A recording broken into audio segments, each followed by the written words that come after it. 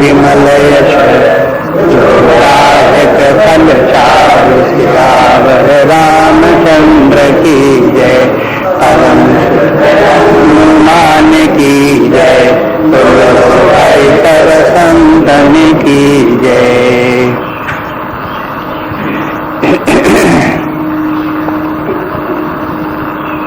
दुआ संख्या 96 के बाद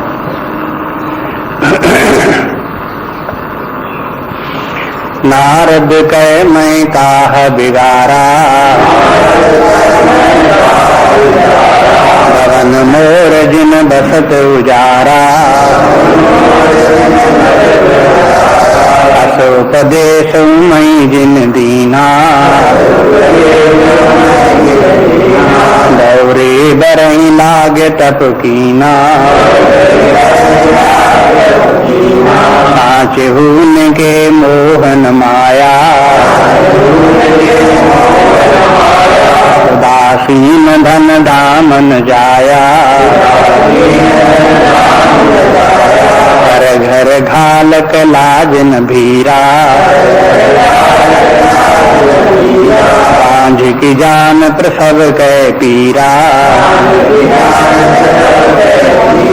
जननी बिकल बिलो की भवानी,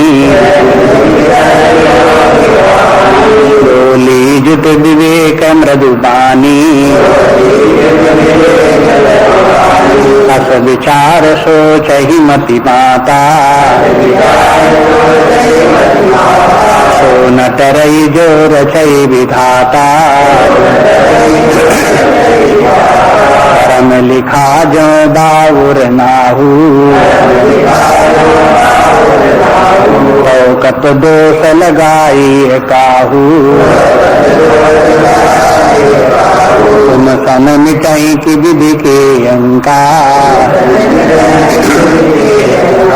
मात व्यर्थ जन लेहु कलंका। जन लेहु मातु कलंक करुणा परिहरौ अवसर नहीं।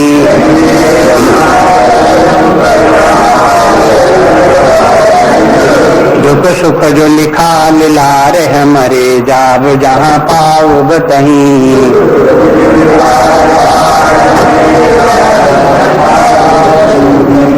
सुनियो माँ बचन विनीत को मल सकल अबला सोचही।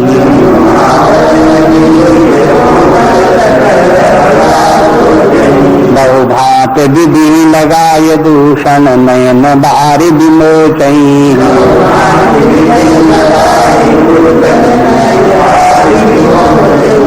तेहि अवसर नारद सहित यरुरिष सहत्य समेत।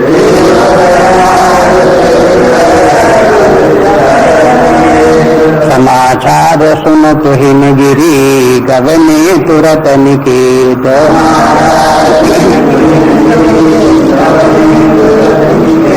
सियावर रामचंद्र की जय।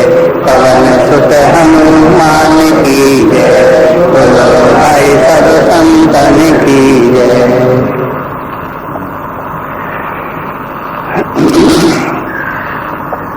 अब स्मरण करें कि बारात आ जाने पर जब मैना ने देखा कि पार्वती जी का वर बावला है, सांप वगैरह लपेटे हुए है, नरमुंडों की माला धारण किए हुए है, बड़ा भयंकर है, उसके बाराती भी उसके सब के सब भूत प्रेत पिशाच हैं, तो उन सबको देख करके वो बहुत डर गए।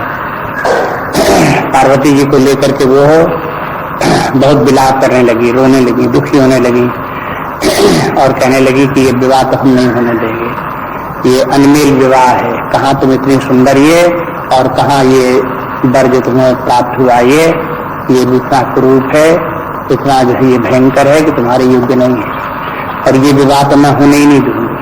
और उसके पहले ही हम की विवाह जबरदस्ती कोई करावे, हम अपने प्राण दे देंगे और तुमको लेकर के हम पहाड़ से गिर पड़ेंगे, आग लगा लेंगे, समुद्र में कूद पड़ेंगे। जब जीवित ही नहीं रहेंगे तो कैसे बारात होगी, कैसा विवाह होगा। ये सब कह कह करके वो विलाप करने लगे। उनके साथ में जितनी और स्त्रियां भी थी वहां पर, वो भी सब मैना को दुखी देख करके सब दुखी होने लगे। अब पार्वती जी देख रही उनकी तरफ, कि मैना क्या क्या बोले चली जा रही हैं और उनको समझती नहीं। मैना को पता नहीं कि ये तो पार्वती जी हैं, शंकर जी की भवानी है, ये तो सदा ही उन्हीं का अंग है, ये बात उन्हें ज्ञान नहीं है, इसके कारण से वो इतना व्याकुल हैं। ऐसे बोलती चली जा रही, लेकिन पार्वती जी चुपचाप सुन रही। मैना आगे कहती है कि नारद कर में कहा बिगाड़ा, तो कहते हमने नारद का क्या बिगाड़ा था कि भवन मोर जिन बसत हो जा रहा, कि उन्होंने बदले में हमारा जो है इस प्रकार से बसता हुआ भवन उजाड़ दिया। पहले तो मैना दोष देती रही विधाता को, विधाता को ये दोष देती रही कि जे विज तुम्हें रूप ऐसा दीना तेई जल बर बावर कसकीना, जिस विधाता ने तुमको इतना सुंदर रूप दिया ऐसा बावला बर तुमको कैसे दे दिया, तो विधाता को दोष था। फिर उन्होंने ये सोचा, मान लो कि विधाता तो जैसा शुभाशुभ कर्म होते हैं वैसे ही फल देता है, ये तो गलत रास्ता तो नारद जी ने बताया है। और उनके वजह से नारद जी के कहने से पार्वती जी ने शंकर जी के लिए तपस्या की, तो विधाता ने भी शंकर जी इनको दे दिए थे। इसलिए विधाता का खास दोष नहीं है, दोष जो है नारद जी का है। इसलिए विधाता को छोड़ करके नारद को दोष देने लगी और ये कहने लगी कि अब देखो कोई, जैसे नारद जी ने इनके साथ में घटाई की, बहुत इनको इनके साथ में हानिकारक कार्य इनको किया, हानि पहुंचाने वाला काम, तो वो कहती है कि हमने तो नारद का कुछ बिगाड़ा नहीं था, वो हमारे बदले में क्यों इस प्रकार से हमारे साथ व्यवहार किया। ये संसार में लोग जैसे बोलते हैं उसी प्रकार का है। जब कोई किसी का कुछ बिगाड़ दे, हानि पहुंचा दे, तो कहते भाई हमने तो उसकी हानि पहुंचाई नहीं, उसने क्यों हमको हानि पहुंचाई। तो ये प्राय लोग बात बदले में ऐसे करते हैं, जब कोई किसी को नुकसान पहुंचा रहा है तो बदले में उसको उससे भी ज्यादा नुकसान पहुंचा देते हैं। तो ये संसारी तरीका है। तो वही सोचती है कि जब हमने कोई नारद जी का कोई हमने हानि नहीं पहुंचाई, आए आदर सत्कार किया, खिलाया पिलाया, बड़े उनको सब इस प्रकार रखा, कौन सा हमने उनके साथ गलती कर दी जो उन्होंने हमें जो है ये है इस प्रकार से पार्वती जी को गलत गलत शिक्षा उन्होंने दे दी। और उनके लिए अस उपदेश उमई जिन दीना, नारद जी ने ही उनको पार्वती जी को ऐसा उपदेश दे दिया कि बौरे बरे लाग तब कीन्हा, ये बावला बर है, पागल बर, इसके लिए इन्होंने तपस्या की। अगर नारद में कहते तो पार्वती जी ऐसे बर के लिए तपस्या भला क्यों करती। इन्हीं ने धोखा दे करके इस प्रकार से कार्य किया, गलत गलत शिक्षा दे दी। तो सांचे उनके मोह न माया, अभी कहते हैं कि देखो इनको जो है नारद जी को वास्तव में सांचे के माने, जैसे कि सप्तऋषियों ने पार्वती जी से कहा था कि देखो इन नारद जी के कहने से किसी का घर नहीं बसा, ये नारद जी ने तो देखो चित्रकेतु का घर ऐसा कर दिया, दक्ष के पुत्रों को इस प्रकार से कर दिया, कई लोगों की कहानी बता कर दिया, ये तो उजाड़ने वाले हैं, किसी का घर बसाने वाले नहीं हैं। ऐसी वही बात जो है उनको ये मैना सोचती है कि साचू उनके मोह न माया, बिल्कुल सही बात है कि उनको मोह माया नहीं है। अब देखो यहाँ मोह माया होना संसारी व्यक्तियों को बड़ा अच्छा लगता है, लेकिन परमार्थ की दृष्टि से मोह माया न होना अच्छा है। तो दो दृष्टिकोण है, भिन्न भिन्न दो दृष्टिकोण है। जिसकी बुद्धि में जो बात छाई होती है उसको वही अच्छा लगता है। साचे हुए इनके मोह न माया, अब देखो ऐसे निंदा कर रहे हैं, मोह नहीं है इनको और इनको माया नहीं। नारद जी को तो बड़े खराब नारद जी हैं। नारद जी को मोह होता तो बहुत अच्छे व्यक्ति होते, उनको भी माया घेरे होती तो बहुत अच्छे व्यक्ति होते। मानो दुर्गुण है ये उनके कि मोह नहीं है, माया नहीं है, ऐसे बोल रहे हैं उनको। उदासीन धन धाम न जाया, और उदासीन, ये उदासीन है। उदासीन माने जो सुख दुख भला बुरा जो कुछ होता है उसमें संभाव रखते हैं, ऐसे धन धाम, न इनके पास घर है, न इनके मकान है, न जाया माने स्त्री भी नहीं है, परिवार भी नहीं है, पुत्र आदि नहीं है। जाया के माने स्त्री है लेकिन विवाहित स्त्री, और जिसके पुत्र हों उस स्त्री का नाम जाया है।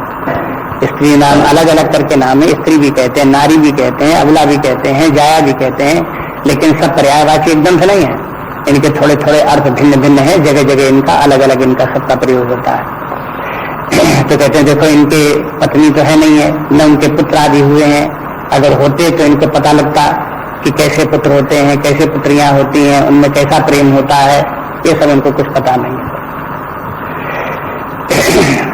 पर घर घालक लाज न भीरा, ये दूसरे के घर को घालने वाले हैं माने दूसरे के घर का नाश करने वाले हैं, दूसरे घर में हमला बोला करते हैं, नाश किया करते हैं। और इनको न इसका ये कार्य करने में लज्जा आती है और न भय लगता है। धीर के माने भय, न इनको लज्जा लगती न भय लगती। लज्जा लगे माने लोगों के घर उजाड़ दिए तो दूसरे लोग हैं इनको नाम रखेंगे, निंदा करेंगे, तो उस निंदा की न लज्जा भी नहीं, निंदा करते रहे, लेकिन नारद जी लोगों के घर उजाड़ देते हैं। धीरा माने भय नहीं, इनको इस बात का भी डर नहीं कि लोग बात जाएंगे, मारेंगे, डांटेंगे, विरोध करेंगे, तो उस बात की भी इनको डर नहीं। पाप का भी डर नहीं इनको। ऐसा है कि अनुचित कार्य करते हैं, उसका परिणाम स्वरूप इनको जो पाप भोगना पड़ेगा, वो भी इस बात को इनको नहीं समझते हैं। नारद जी ऐसे करके हैं, भय भी किसी बात का नहीं। कहते हैं ये दूसरे के कष्टों को क्यों नहीं समझ पाते। कहते बांझ की जान प्रसव की पीड़ा, ये सब कहावतें हैं। जैसे तुलसीदास जी ने चौपाई लिख दी तो फिर बहुत से लोग याद किए हुए चौपाइयां, जब दूसरे से इसी प्रकार से अपनी तकलीफ जो दूसरे व्यक्ति जो नहीं समझता तो कहते अरे वो क्या समझेगा, ये चौपाई बोल दिए, बांझ की जान प्रसव की पीड़ा, उसका पता ही नहीं उसकी तकलीफ क्या है। कोई गैर पढ़ा लिखा व्यक्ति हो और वो पढ़े लिखे की पढ़ाई लिखाई की कीमत न समझता हो, पढ़े लिखे व्यक्ति का मूल्य न समझता हो, तो क्या कहेंगे उसको, अरे इसने पढ़ा लिखा तो है नहीं, ये क्या समझे कि कितनी तकलीफ उठा करके पढ़ा लिखा जाता है। बांझ की जान प्रसव की पीड़ा, ऐसे करके कहीं भी इस प्रकार की जहां कहीं घटना होती है उसमें ये इस प्रकार के ये उदाहरण रूप में काम आते हैं। जननी ही विकल विलोक भवानी, यहाँ तक तो वो मैना बोली चली जा रही थी पार्वती जी सामने, वो उनका एक प्रकार का विलाप था, रो रही थी और ये सब बोलती जा रही थी। तो जननी विकल विलोक भवानी, भवानी ने जब देखा कि माता इस प्रकार से विकल हो रही हैं तो उनको समझाने की कोशिश की। अब ये है पार्वती नहीं है, इस समय भवानी है। भवानी शब्द ज्यादा उपयुक्त है पार्वती से, क्यों कि पार्वती जी तो उनकी पुत्री है मैना की, तो एक पुत्री अपनी माँ को समझावे तो वो बात ज्यादा जमती नहीं है। माँ कहेगी अरे तुम तो बच्ची हो, तुम क्या समझो। लेकिन भवानी के माने है भवन शंकर जी, भवानी माने शंकर जी की पत्नी। अब ये जो बोल रही है ये शंकर जी की पत्नी तो वो बोल रही तो इसके माने ये है कि उन मैना से ज्यादा ज्ञानवान है और जो कुछ बोल भी रही वो ज्ञान की बातें बोल रही। अब देखो ये मैना ने जो कुछ बोला ये संसारी लोगों की जैसी रुचि प्रवृत्ति होती है और जैसे बोलते हैं वैसे बोलते हैं। पार्वती जी जो बोल रही है ये परमार्थ की बात बोल रही है, जो ज्ञानवान विचारवान बुद्धि अनुभवी व्यक्ति होते हैं वैसे बोल रहे हैं पुत्री। लेकिन चूंकि शंकर जी की पत्नी होने के नाते देवी होने के नाते उनको ज्ञान है और वो ज्ञान की बात उनको समझा रही है। तो बोली जुत विवेक मृदुबानी, तो उन्होंने विवेक युक्त बात उनसे कही लेकिन बड़ी मधुरता के साथ में कही। अब ये महापुरुषों का लक्षण है कि जो महान लोग हैं वो देखो, अब ये पार्वती जी अपनी माँ का ही एक प्रकार से विरोध कर रहे हैं कि माँ को ऐसा नहीं कहना चाहिए, उनका विचार ठीक नहीं है, तो ये विरोध है इनका पार्वती है। लेकिन विरोध करते हुए भी मृदुवाणी बोलती है। तो मृदुवाणी बोलने से छोटा व्यक्ति भी विरोध करता है तो लोग उसका विरोध नहीं करते हैं, लेकिन छोटा व्यक्ति बड़े की तरह से अकड़ के विरोध करने लगे, डांटने लगे, तो फिर बड़ा व्यक्ति सुनेगा नहीं, उसके अहंकार को चोट लगेगी और फिर छोटे की बात को कोई सुनेगा नहीं। ये संसार में रीति है। इसलिए छोटे व्यक्ति जब बड़ों को कोई अपनी राय देना चाहें तो उनको चाहिए कि नम्रता से बोलें और अपने संयम रखें अपने साथ में, फिर उनसे इस प्रकार से बोले। तो मृदुवाणी बोल रहे हैं और विवेक युक्त बात कर रहे हैं। इसके माने मैना ने जो कुछ कहा उनकी विवेक युक्त बात नहीं थी। अब इनकी जो है ये बात, भवानी की बात जो है वो विवेक युक्त बात है। ये भी इसे विवेक युक्त कह करके दिखा दिया कि जब ज्ञानमान व्यक्ति अज्ञानी व्यक्ति को समझावे तो कैसे समझावे, अज्ञानी व्यक्तियों की बातें कैसी होती हैं, ज्ञानी व्यक्तियों की बातें कैसे होती हैं। अब जैसे ये कह दिया कि सांचे हो उनके मोह न माया, तो इस प्रकार से उल्हाना देना अज्ञानी व्यक्तियों का काम है। अज्ञानी व्यक्ति मोह माया रहित व्यक्तियों की महिमा को नहीं समझते, जो माया से छूट गए हैं जिनको मोह नहीं रह गया, वो तो बड़े ही दिव्य पुरुष हैं, महान पुरुष हैं, लेकिन अज्ञानी लोग उनकी महिमा को नहीं समझते। ये संसारी लोगों की बात, अज्ञानियों की। लेकिन ज्ञानवान व्यक्ति कैसे सोचते हैं, उनका विचार क्या है? अब उनकी वाणी में देखो पार्वती जी के, अस विचार सोचिए मति माता, सो न करे जो रचे विधाता। कि विधाता जो रच रखता है वो टलता नहीं है। इस बात को अस विचार, ऐसा विचार करके सोचे ही मत माता। सोच मैंने दुख न करो। सोचना के माने यहाँ पे सोचना में विचार करना नहीं है, यहाँ सोचने का मन दुख करना है कि आप दुख मत मानो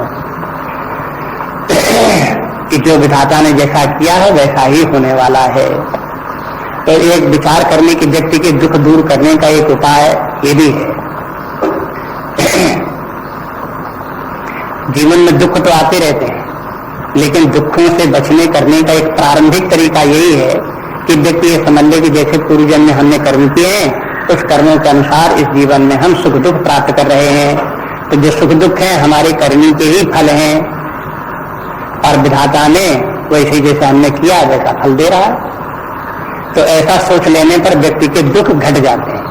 लेकिन जब व्यक्ति ये समझता है कि मैंने तो कुछ नहीं बड़ा बड़ा किया, ये तो दूसरे लोग हैं जो हमको दुख दे रहे हैं, परिस्थितियां इस प्रकार की आ रही हैं हमको दुख दे रही हैं, तब उस व्यक्ति का दुख दूर नहीं होता, दुख बढ़ता है। ये सीखना चाहिए, अभ्यास डालना चाहिए कि जब दुख जो होते हैं वो अन्य व्यक्तियों के दिए से नहीं आते हैं, अन्य व्यक्तियों की परिस्थितियों से नहीं प्राप्त होते हैं। जो दुख प्राप्त होता है वो अपने कर्मानुसार प्राप्त होता है। अब जैसे मानो कोई एक चाय का प्याला है, वो किसी दूसरे से व्यक्ति से टूट जाए तो क्या सोचने लगते हैं, किसने गलती की उसको डांटेंगे, तुम देख कर नहीं चलते हो, तुम ऐसा कर देते, तुम ऐसा कर, नाराज उसके ऊपर होंगे। एक प्रतिक्रिया तो प्याला टूटने की इस प्रकार की, और वही प्याला अपने से टूट जाए तो ये थोड़े कहेंगे हम देख के नहीं चलते हैं, हाँ हम ऐसे चलते हैं, हम अपने बेवकूफ है, ऐसे अपने लिए नहीं कहेंगे। क्यों कि जानते ही तो अपनी गलती किससे कहें का। इन दोनों में क्या अंतर? प्याला टूटना वाली एक ही बात है, लेकिन जब हम समझते हैं कि दूसरा उसका कारण कोई दूसरा है तो हमें क्रोध भी आता है, दुख भी होता है। लेकिन जब ये पता लगे कि हम उसके कारण हम स्वयं हैं तो उसका दुख घट जाता है। तो पहले इतनी ही शिक्षा, पहले अभ्यास डालनी चाहिए और अपने दुख से बचने की कोशिश करनी चाहिए, दुख से बचेगा। लेकिन आगे चल करके व्यक्ति को ये पता चल जाता है कि सुभाष जितने भी कर्म हैं ये जीव के द्वारा किए जाते हैं, हम जीव हैं ही नहीं, हम तो आत्मा है, परमात्मा। ये परमार्थ ज्ञान जब व्यक्ति में आ जाता है तो फिर उसका जीव भाव नष्ट हो गया, तो उसी के साथ साथ सुख दुख भी उसके समाप्त हो जाते हैं। ये और ऊंची बात है, ये मुश्किल में आती है, तो जो मुश्किल में आती है वो बाद में आ जाएगी।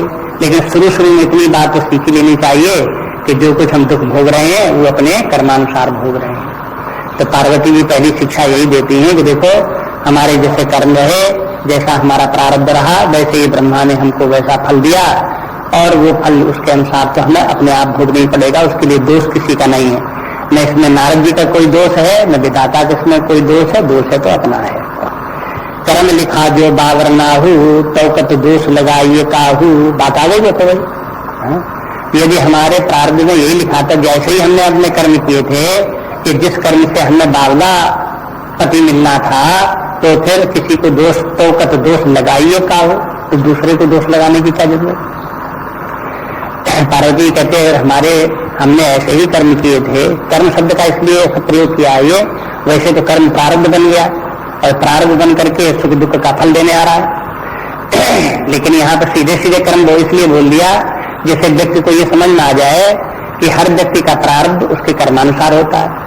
विधाता भी जो फल देते हैं वो कर्मानुसार देते हैं, और कर्म करने वाला कौन? हमने स्वयं किए। जब हमने स्वयं किए तो हम ये गलती की, तो अब गलती का फल कौन भोगे? हम ही तो भोगना पड़ेगा। ऐसे समझना चाहिए। तो कर्म लिखा जो बावर ना हो, अगर हमारे प्रारब्ध में इसी प्रकार से बावला पति मिलना था तो कत दोष लगाइए काबू, तो फिर भला किसी दूसरे को क्या दोष लगाया जाए? तुम सन मिटई की विधि के अंका, कहने लगे तुम्हारे ऐसे कहने से विधाता के अंक मिटेंगे थोड़े। अब ऐसे थोड़े कि वो मैना चिल्लाने लगे, हाया करने लगे, रोने लगे, नारद को दोष देने लगे, विधाता को दोष देने लगे, तो इसके फलस्वरूप उनका जो प्रारब्ध है पार्वती जी वो बदल जाए। वो थोड़ी बदल जाए, वो तो जैसा है तैसा रहे। तो जिस काम का कोई परिणाम नहीं, फल नहीं, उसका कोई प्रभाव नहीं है, उसको करने से क्या फायदा। अब मैंने जिस प्रकार का विलाप कर रही हूँ उस विलाप से तो कुछ होने वाला नहीं। और वो चाहे कि हम इसको रोक लेंगे, विवाह को, बारात को, तो रोक भी नहीं सकता। पार्वती जी कहने कि अगर विधाता ने यही है, हमारे भाग्य में लिखा है कि बावला ना मिलेगा, वैसे ही पति मिलना है तो मिलेगा, तुम्हारे इस प्रकार करने से क्या होता। मात व्यर्थ जन लेहु कलंका, बस यही कलंक और तुमको लगेगा और कुछ नहीं, तुम्हारे से प्रारब्ध बदल नहीं सकता, केवल कलंक लगेगा। कलंक लगने के माने जैसे पार्वती जी के गुरु है नारद, और नारद की अगर निंदा करती है मैना तो ये कलंक की बात होगी, गुरु की निंदा हो रही, पार्वती के गुरु की निंदा हो रही है, तो उस निंदा जो है कलंक की बात होगी। तो इसलिए क्यों कलंक की बात लो, क्यों ऐसा बोलो। विधाता को दोष दो तो उसने गलती की है तो ये भी कलंक की बात है। तो ये इस प्रकार की कलंक नहीं है, जबरदस्ती करके करते। तो जन ले हूं मात कलंक करमा पर हर अवसर नहीं। तो पार्वती कहते हैं कि देखो इस प्रकार से किसी को दोष मत लगाओ, इसमें अपने आप को ही कलंक लगेगा, कलंक मत लो। पर करुणा परिहर अवसर नहीं, इस प्रकार से दुखी होना, विलाप करना, दूसरों को दोष देना, ये सब इस अवसर के अनुकूल नहीं है, ये सब करना बेकार है। आप शांत रहो और जो होता है उसे शांति पूर्वक धैर्य पूर्वक देखो। बस दुख सुख जो लिखा लिला रहे हमारे, जाब जहां पाओ तही। अगर जैसे हमने कर्म किए हैं, प्रारब्ध अगर जितना सुख दुख हमें भोगना है वो हमें भोगना पड़ेगा, चाहे कहीं भी हम रहें, चाहे जहां भी जाए वहां वो भोगना पड़ेगा। अब देखो इस बात में जो है ये केवल कहने की बात नहीं है, विचार करके देखें तो वास्तव में बात यही है। जैसे मान लो किसी के प्रारब्ध में दुख भोगना है, तो इसका कारण जब दुख भोगना है तो वो चाहे यहाँ रहे और चाहे दूसरे शहर में रहे, चाहे इस देश में रहे, चाहे विदेश में जाए, उसका प्रारब्ध तो उसके साथ रहेगा और उसका फल देता रहेगा, उसे दुखी करता रहेगा। कोई ये कहे कि हम चूंकि यहाँ रहते हैं इसलिए हमको ये दुख भोगने पड़ रहे हैं, अगर हम वहां चले जाएंगे तो हमारे दुख दूर हो जाएंगे। अगर दुख का कारण हमारे भीतर बना हुआ है तो वहां जाकर कैसे दूर हो जाएंगे। उन दुखों को दूर करने के लिए जिसका के कारण हमारे भीतर है, हमें अपने भीतर ही कोई परिवर्तन लाना पड़ेगा, बाहरी उपायों से काम नहीं चलेगा।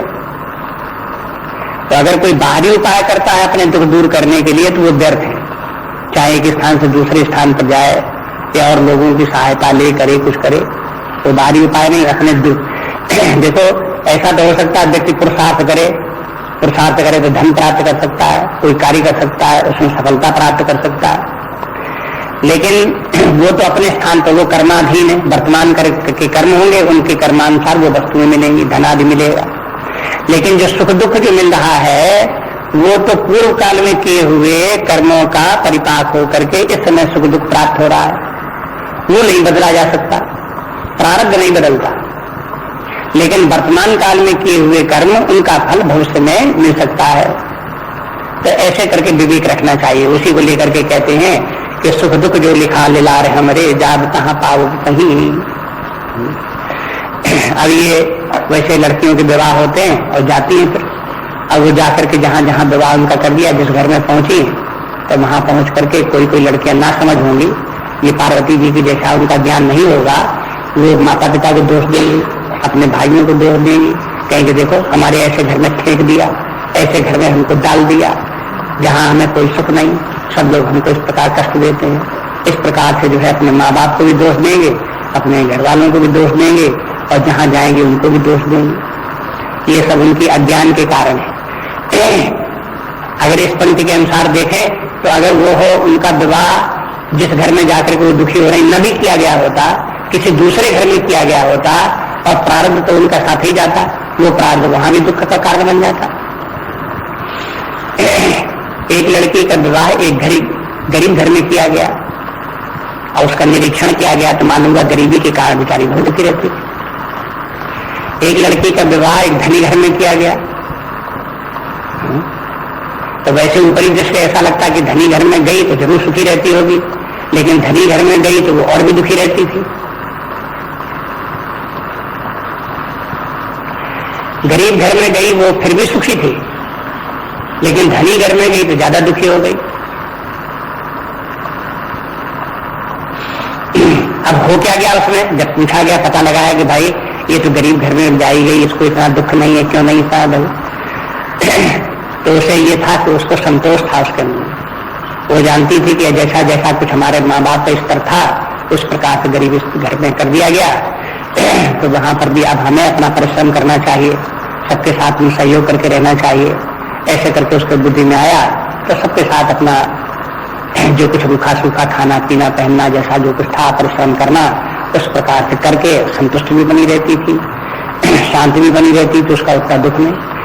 अपने माँ बाप के यहाँ भी आवे तो कोई अपने घर की कोई दुख की बात नहीं कहता है।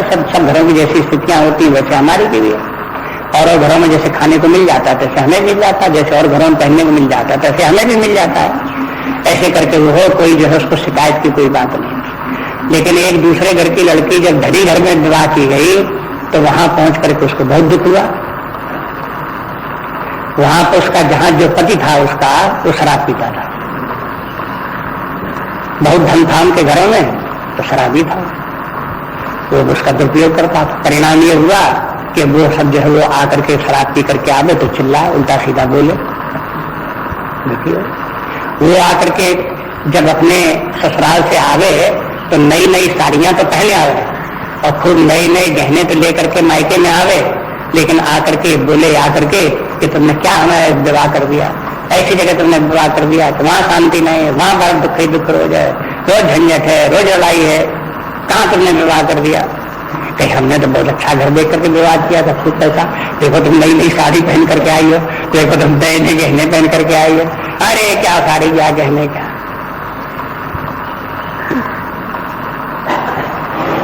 तो ये सब दुनिया में कहाँ क्या हो रहा है इसको आंखें खोल करके देखना चाहिए, समझना चाहिए।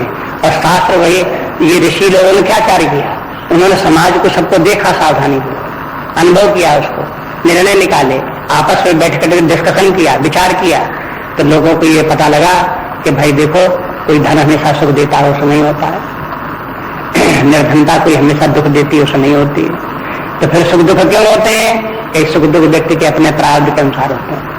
जैसा प्रारब्ध होता है वैसी बुद्धि हो जाती है, जैसी बुद्धि हो जाती है वैसे उसके काम होते हैं, वैसे सुख दुख होते हैं, वैसी समझ बन जाती है। इसलिए कहते हैं सुख दुख जो लिखा लिलार है हमारे जाग जा काउद कहीं जहाँ कहीं होगा वहीं उसी प्रकार का होगा।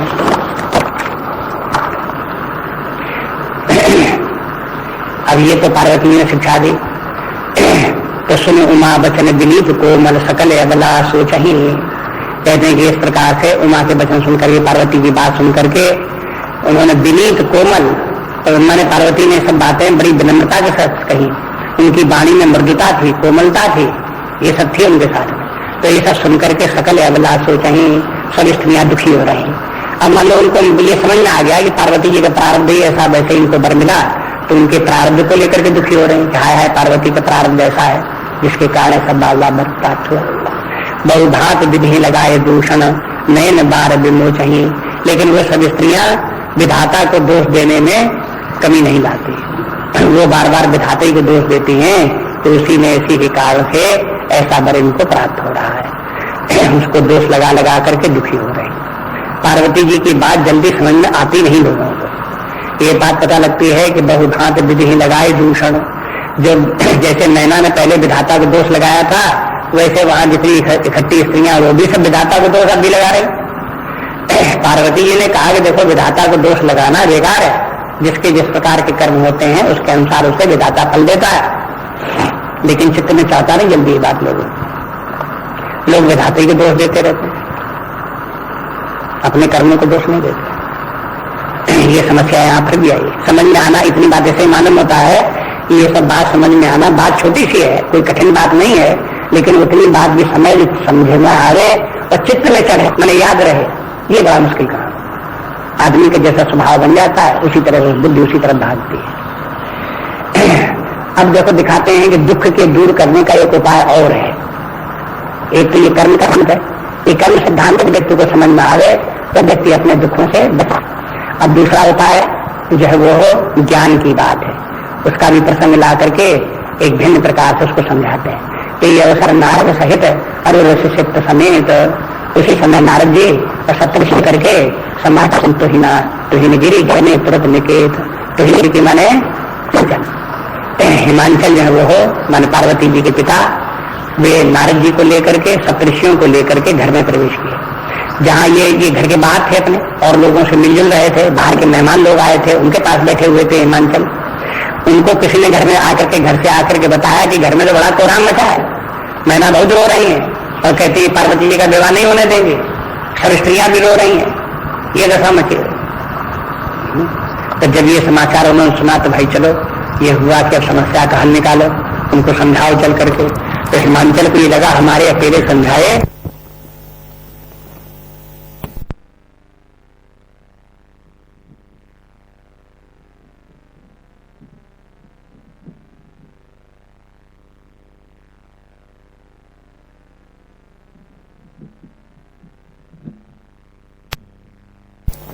प्रकार से लोग कहेंगे कि पत्थर तो हो ही, तुम हिमांचल हो, पत्थर के हो बने हो, इसलिए तुम्हारी बुद्धि में पत्थर पड़े हुए हैं। ऐसे करके वो लड़ाई लड़ने लगेगी और झगड़ा करने लगेगी।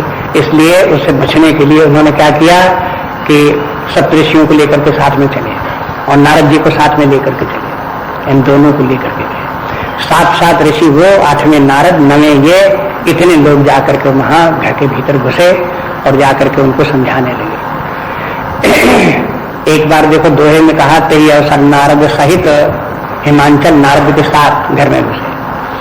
और ऋषि सप्त समेत, ऐसा लगता है तुलसीदास जी के ध्यान में ये है कि पहले तो हिमांचल जो है नारद जी को लेकर के घर के भीतर घुसे, लेकिन उनको समझ में आया कि नारद जी को ये बहुत भला बुरा कह रही है, तो इसके माने कहो नारद जी की बात को सुने ना, इसलिए सप्तऋषियों को ले चलो। तो फिर उसके बाद में फिर वो ऋषि सप्त समेत सप्तऋषियों को भी उन्होंने साथ में लिया और लेकर के तब भीतर घुसे।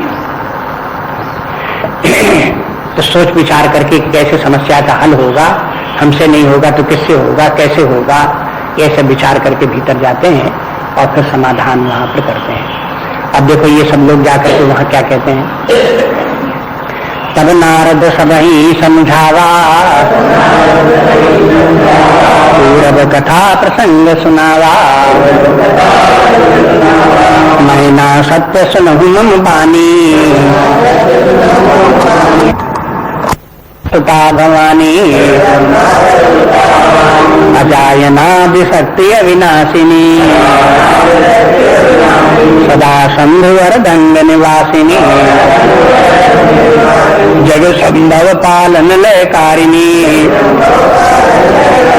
निज इच्छा लीला बकुधारिणी, जननी प्रथम दक्ष ग्रह जाई, नाम सती सुंदर तनु पाई, हम सती शंकर विवाही, तथा प्रसिद्ध सकल जग माही, एक बार आवत शिव संगा, देखे रघुकुल कमल पतंगा, भयउ मोह शिव कहा न कीना,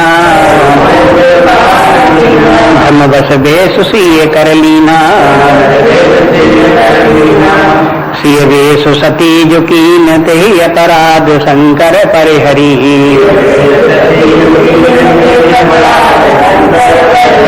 हर बिरय जाय बहोर पितु के यज्ञ जोगा नल जरी,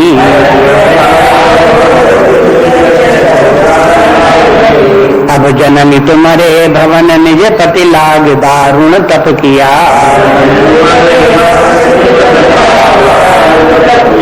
अस जान संशय तजहु गिरजा सर्वदा शंकर प्रिया,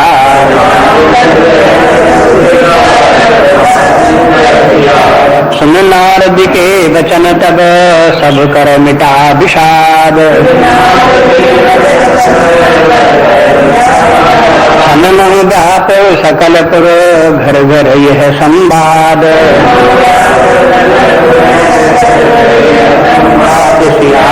रामचंद्र की जय, हनुमान की जय, भाई सब संतन की जय। आज जब घर के भीतर घुसे तो नारद जी ने फिर सबको समझाया कहते तब नारद सब ही समझावा। तब नारद जी इनको सबको समझाने लगे। अब देखो नारद जी से ही उनकी मैना का विरोध था। तो नारद जी जब घर में घुसे तब सबने देखा कि देखो हिमांचल आ गए, नारद जी आ गए, सप्तऋषि आ गए, तो स्त्रियां सब अब उनसे बोलती नहीं, वैसे मन में कुड़ रही कि वही नारद जी जो अभी तक इन्होंने पार्वती कैसे सिखाया था और जिसके कारण से ये पार्वती ने इनके लिए तपस्या किया, वही नारद जी फिर आ गए।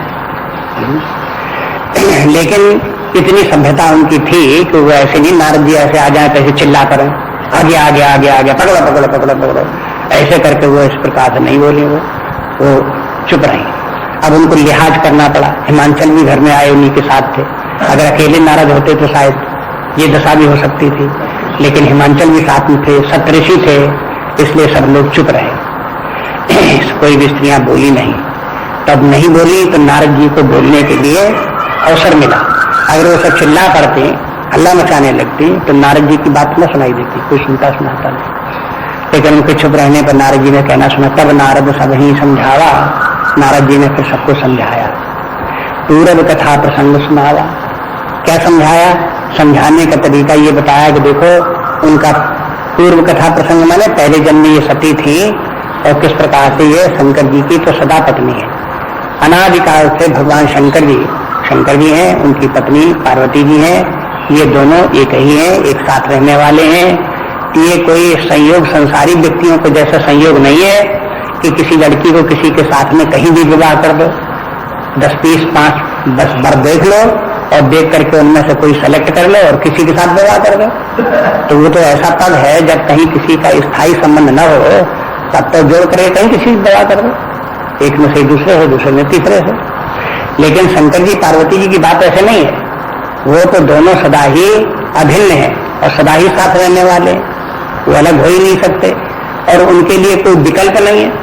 ऐसा नहीं कि पार्वती जी का शंकर जी से विवाह न किसी दूसरे से विवाह हो जाए, ऐसा हो नहीं सकता। जब ऐसी स्थिति है तो उसी बात को समझाने लगे।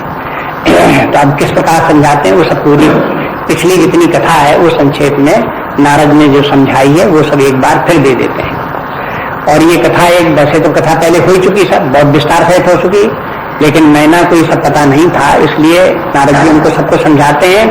और दूसरे ये विस्तृत कथा जो है एक बार फिर स्मरण दिलाती है इस बात का कि देखो एक बात तो ये कि भगवान शंकर जी और पार्वती जी जो है वो जगत के अतीत है, ये साधारण जीव नहीं है। यदि कि व्यक्ति को ये भी पता लगे कि हम जीव नहीं है, न हम शरीर हैं, न हम जीव हैं, हम तो आत्मा हैं, परमात्मा स्वरूप हैं, तो उसके दुखों का एकदम से दुख समाप्त हो जाते हैं। उसको कहते हैं दुखों की आत्यंतिक निवृत्ति। आत्यंतिक निवृत्ति मैंने फिर बिल्कुल दुख रह ही नहीं जाता है। यदि ये व्यक्ति अपने दुखों से छुटकारा पाने के लिए कर्म के सिद्धांत का सहारा ले तो ये सोच सकता है कि जैसा हमने किया वैसा ही हम फल भोग रहे हैं, सुख हो या दुख हो। एक तो दुख से बचने का तरीका ये है, लेकिन इससे दुख की आत्यंतिक निवृत्ति नहीं होती। दुख तो मन में होता है लेकिन दब जाता है। एक ये समझ लेता आप क्या किसी को दुख दोष देना है, हमने जैसा किया तो हम पश्चाताप तो फिर भी बना रहता है। बहुत ज्यादा कोई दुखी न हो, दूसरे की शिकायत न करे, तो कम से कम अपने दुख के कारण व्यक्ति पश्चाताप तो करते ही रहेगा, इतना दुख तो बना ही रहेगा। इससे भी छुटकारा प्राप्त करने का उपाय ये है कि जब आत्मज्ञान व्यक्ति को हो तब उसे मालूम होगा कि हम कर्म के बंधन में हैं ही नहीं, कर्म हमको सुख दुख दे ही नहीं सकता, हम तो कर्म के प्रारब्ध के अतीत हैं, परे हैं। जहां उस व्यक्ति को ऐसे समझ में आए तो उसे मालूम होता है कि हमको दुख से क्या संसार होता है, फिर उसको दुख नहीं होता। माने जहां आत्मज्ञान हुआ तो व्यक्ति के समस्त दुखों को समाप्त कर देता है। अज्ञान की अवस्था में कभी कम दुख और कभी ज्यादा दुख ये हो सकते हैं, लेकिन ज्ञान की दशा में तो किसी प्रकार से न कम न ज्यादा कोई दुख हो ही नहीं सकता है। तो ये इनका वास्तविक स्वरूप पार्वती जी का क्या है, आत्मस्वरूप इनका क्या है, वो ये सब इनको बता देते हैं। इसलिए कहते हैं कि इनको पार्वती जी को कहाँ दुख होने वाला है। तुम समझ रहे हो बावला पति मिला तो बड़ी दुखी है ये बेचारी, इनको कोई दुख नहीं होने वाला है, ये तो तुम्हारी नासमझी के कारण से। ये बात समझा देते हैं इनको, ज्ञान की बात है। तो कहते हैं मैना से कहते हैं मैना सत्य सुनो नंदानी, तो देखो मैना सुनो हम बिल्कुल तुमको सही बात बता रहे हैं। नारद जी भी संत हैं, सावधानी पूर्वक उनको समझाते हैं और कहते हैं हम सही बात बताते हैं, सत्य बात बताते हैं। मैंने उनको ये लगेगा कि बनावटी बातें कर रहे हैं नारद जी, हमको जबरदस्ती वहां फंसा दिया है। तो नारद जी कहते हैं नहीं हम झूठ बात नहीं बता रहे हैं, बिल्कुल सत्य बात है, उसको समझो। जगदम्बा तब सुता भवानी, पहली बात तो ये कि तुम अपनी जिसे तुम पुत्री समझ रही हो, जगत अम्बा मन सारे जगत की जननी है, सारे जगत की माता है, तुम्हारी भी माता की भी माता है। हाँ, तुम क्या समझो पुत्री है? हाँ, तो अब उसमें महत बुद्धि लाओ, मैंने ये साधारण पुत्री समझे, ऐसा न समझो कि तुम्हारी पुत्री है तो बिल्कुल कमजोर है और बिल्कुल दुर्बल है और छोटी है, ना समझ है, ऐसा नहीं है।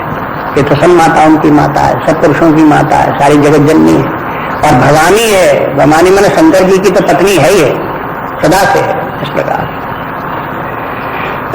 अजा अनादि शक्ति अविनाशी, ये देखो परमात्मा के लक्षण है। ये अजा है, अजा मैंने इसको जिसका कभी जन्म नहीं होता। अब तुम्हारे यहाँ जन्म लिया तो तुम समझो जैसे और जीवन जन्म लेते हैं, मनुष्य जन्म लेते हैं, वैसे इन्होंने जन्म लिया, तो ये जन्म लेने वाली नहीं है। इन्होंने तो तुम्हारे यहाँ लीला के लिए शरीर धारण किया हुआ, ये जन्म नहीं, अवतार है इनका। वैसे तो ये अपने आप में अजा है, कभी जिनका भी जन्म नहीं होता। और अनादि शक्ति है, अनादि शक्ति जिसका कि कोई आदि नहीं है, सदा से इसी प्रकार से शक्तिशाली है। और अविनाशिनी है, अविनाशी है, मैंने कभी इनका नाश नहीं होता, न इनका आदि है न कभी इनका अंत है। ये सदा अपनी सत्ता से एक समान विद्यमान रहने वाली है। सदा शंभु अर्धंग निवासन है, शंकर जी के आधे अंग में सदा निवास करने वाली है। मैंने शंकर जी की पत्नी उन्हीं के आधे अंग में, मैंने परब्रह्म अंतिम तत्व परमात्मा है। वो परमात्मा जो है वो सच्चिदानंद स्वरूप है और उसकी माया शक्ति जो है, जो जगत की रचना करती है, जगत की जननी है, वो शक्ति जो है वो परमात्मा की ही शक्ति है। जैसे शक्ति और शक्तिमान अलग नहीं होते, इसी प्रकार से शंकर जी और पार्वती अलग नहीं है, दोनों एक ही है। अर्धंग निवासन के माने ये नहीं कि उनके पास बैठी रहती है, उनके विवाह में उनके साथ है, उनके आधे अंग में वास करते हैं। देखो कहीं कहीं चित्र इस प्रकार के देखे होंगे जहाँ आधा तो पुरुष और आधा स्त्री, तो आधा शरीर जो है शंकर जी का, आधा शरीर पार्वती का। तो इसके माने ये क्या है कि ऐसा तो नहीं होता कोई आधा शरीर स्त्री का हो, आधा शरीर पुरुष का हो। इसका कहने का मतलब ये कि परमात्मा जो वो हो, जो सच्चिदानंद स्वरूप परमात्मा है, वो तो परमात्मा है और उसी की माया शक्ति जो है वो हो, उसी का एक अंग है, तो उससे भिन्न नहीं है। ये दिखाने के लिए बताया जाता है, चित्र इस प्रकार का होता है। तो ऐसे कहते हैं ये तो उन्हीं शंकर जी के आधे अंग में वास करने वाली उन्हीं की शक्ति स्वरूपा है। और जग संभव पालन लय कारिणी, संभव मैंने उत्पन्न करना, वही उनसे जगत की उत्पत्ति करने वाली वही है, जगत का पालन करने वाली वही है और जगत का विनाश करने वाली वही है। जो परमात्मा की जो माया शक्ति है वही इस प्रकार का कार्य करती है, जगत का सृष्टि विनाश करती है। कहते जग संभव पालन लय कारण निज इच्छा लीला बधारणी, उन्होंने अपनी इच्छा से ये शरीर धारण किया हुआ, ये अवतार है इनका। जैसे कि अन्य जीव जो है शरीर धारण करते हैं तो उनको अपने कर्म के अनुसार शरीर धारण करना पड़ता है, ऐसा इनको नहीं है। उन्होंने अपनी इच्छा से शरीर धारण किया हुआ, लीला के लिए शरीर धारण किया हुआ, ये इनके लिए खेल है, इस प्रकार से कर रहे हैं। पहले क्या थी, कहते जन्मी प्रथम दक्ष ग्रह जाई, इसके पहले ये दक्ष के घर में इन्होंने अवतार लिया था, वहां शरीर धारण किया था। नाम सती सुंदर तन पाई, उस समय भी इनका बड़ा सुंदर शरीर था और उस समय उनका नाम सती था, जब दक्ष के यहाँ पुत्र इन्होंने जन्म लिया था। और तहु सती शंकर ही ब्याही, वहां पर भी इनका विवाह शंकर जी से ही हुआ था, क्योंकि शंकर जी के अर्धांगिनी है सदा से उनके, इसलिए शंकर जी से उनका विवाह उस समय भी हुआ। और कथा प्रसिद्ध सकल जगमाही, और ये बात तो सारा संसार जानता है, सारा संसार जानता है, किसी से छिपी नहीं। ऐसी बात नहीं कि कोई हम ही इस बात को हम जानते हो तो आइए हम घर छोड़ करके ये बात कर रहे हैं, उससे बात नहीं है। ये तो सारा संसार सब कोई जानता है कि पहले सती थी, उन्हीं के साथ शंकर जी का विवाह हुआ था। लेकिन एक बार आवत शिव संगा, लेकिन एक बार सती जब शंकर जी के साथ आ रही थी तो देखे उधर कुल कमल पतंगा, तो भगवान राम ने अवतार लिया था, उनको उन्होंने देखा, सीता जी के वियोग में दुखी हुए भगवान राम विरह की लीला कर रहे थे। उसी समय भय मोह से वो कहा न माना, उस समय सती को मोह उत्पन्न हो गया। और तो शंकर जी ने उनको समझाया भी कि देखो भगवान है, इस समय लीला कर रहे हैं, इसलिए लीला के कारण से सीता जी के वियोग का दुख दुखी होकर के दिखा रहे हैं। वो उनको, जिसको कि कभी जोग वियोग कभी होता ही नहीं, उसके लिए क्या वियोग की बात है, ऐसे करके शंकर जी ने सब समझाया, लेकिन इनको समझ में नहीं आया। भ्रमवश देश सी की ना, शंकर जी की बात इन्होंने मानी नहीं, और भ्रम के कारण जाकर के इन्होंने सती होते हुए भी सीता का रूप धारण करके रास्ते में बैठ गए। भगवान राम ने इनको पहचान लिया और उनको सती करके जान लिया। तब इनको समझ में आया कि भगवान राम तो साधारण मनुष्य नहीं है, भगवान के अवतार ही हैं। तो चूंकि इन्होंने सीता जी का वेश धारण कर लिया, तो से वेश सती जो कीन तय अपराध शंकर पर हरि। कहते हैं कि चूंकि इन्होंने सीता का रूप धारण कर लिया था, तो जो अपराध इन्होंने, ये अपराध हुआ, इन्होंने सीता का रूप धारण कर लिया। ये कोई नाटक थोड़ा है कि नाटक में किसी का रूप धारण कर लो। हाँ, और सती में भगवान राम और सीता जी तो शंकर जी के लिए इष्ट देव है, भगवान राम माता पिता के समान है। अब उनका ये सती रूप धारण कर ले तो कहते हैं ये तो अपराध हो गया। तो हर विरह जाए बहोर पितु के जन्म जो नल जरी, तो फिर हर विरह शंकर जी ने उनका त्याग कर दिया। शंकर परहरी, तो शंकर जी ने उनको त्याग कर दिया। तो त्याग के कारण से वो शंकर जी के त्यक्त परित्यक्त होकर के विरह में दुखी होती रही, और जाए पितु के यज्ञ, फिर वो अपने पिता के यहाँ यज्ञ में गई, और यज्ञ देखा जा करके वहां जब शंकर जी का भाग उन्हें वहां नहीं प्राप्त हुआ, तो क्रुद्ध होकर के फिर उन्होंने योगाग्नि में अपना शरीर त्याग कर दिया। योगानल जरी, योग की अनल में अपने अग्नि को, शरीर को जला दिया और वहां प्राण हो गए। अब जन्म तुम्हारे भवन, और उसके बाद फिर अब आकर के उन्होंने तुम्हारे घर में यहाँ अवतार लिया। अब जन्म तुम्हारे भवन, निज पति लाग दारुण तब किया। और इनके पति तो वही शंकर जी, जो पहले सती के रूप में पति थे, वही इनके पति तो वही रहे। तो उन्हीं को पुनः प्राप्त करने के लिए इन्होंने इतना कठिन तपस्या शंकर पार्वती जी ने की है। तो इनको तो शंकर जी प्राप्त होने ही होने हैं, वो तो विधान इसी प्रकार का ही है। असजान संशय तजह गिरिजा सर्वदा शंकर प्रिया, ऐसा समझ करके तुम शंकर छोड़ दो, ये पार्वती जी तो सदा शंकर जी की ही है, और उन्हीं का जब जब जन्म लेंगी तब तब उन्हीं के साथ उनका विवाह होगा। और ये तो शंकर जी पार्वती जी दोनों अभिन्न हैं, ये अलग नहीं हो सकते।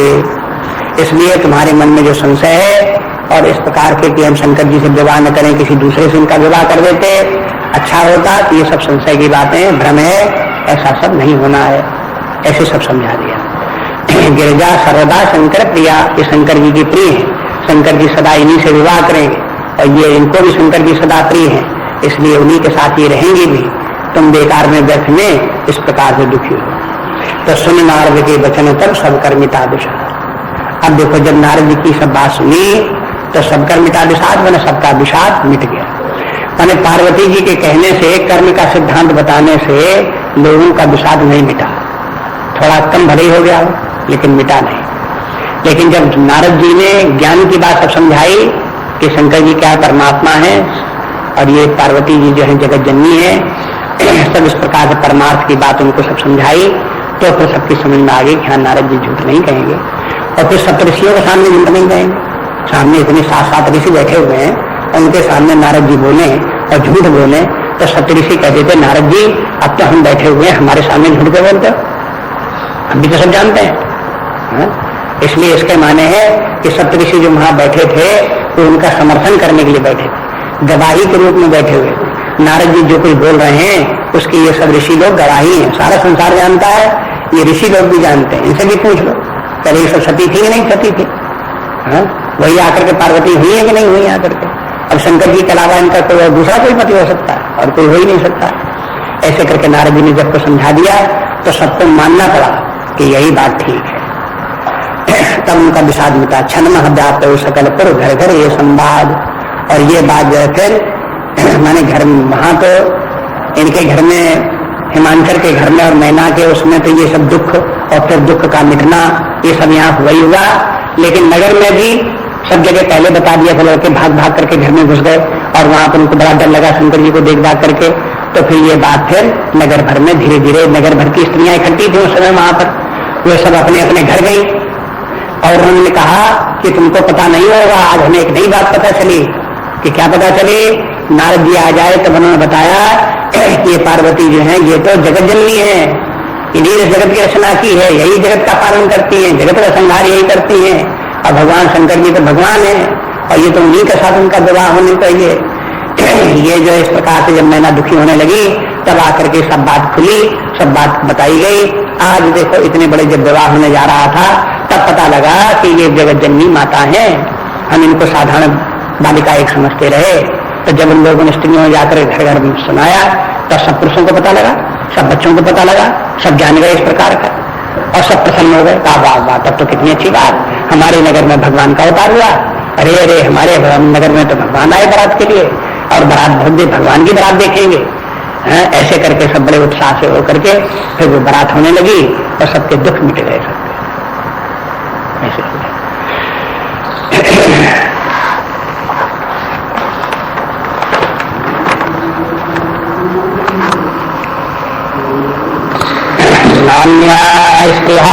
रघुपते हृदय समदीये सत्यम वदामि च भवान् अखिलांतरात्मा भक्तिं प्रयच्छ रघुपुंगव निर्भरां मे कामादिदोषरहितं कर्मानुसञ्च। श्री राम जय जय राम, श्री राम जय जय राम, श्री राम जय जय राम, श्री राम जय जय राम, श्री राम जय जय राम, श्री राम जय जय राम, श्री राम जय जय राम,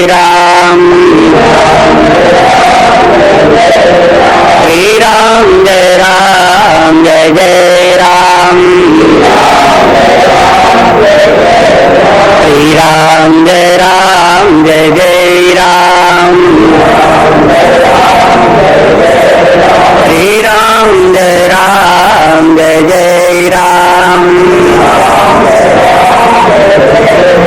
श्री राम जय जय राम, श्री राम जय जय राम, श्री राम जय जय राम,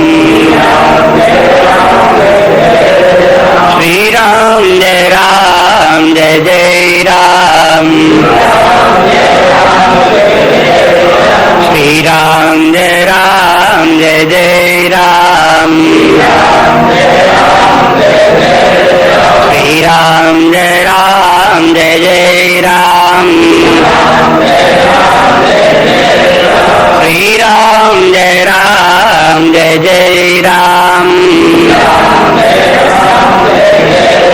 श्री राम जय जय राम, श्री राम जय जय राम, श्री राम जय जय राम,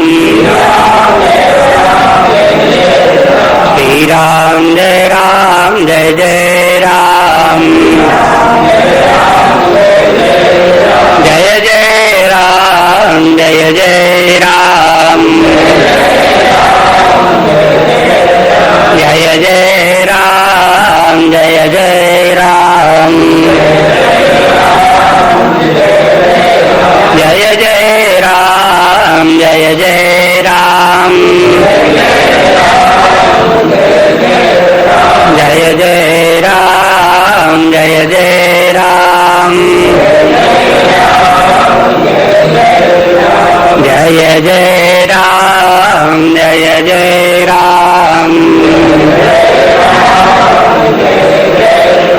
ओम पूर्णमदः पूर्णमिदं पूर्णात् पूर्णमुदच्यते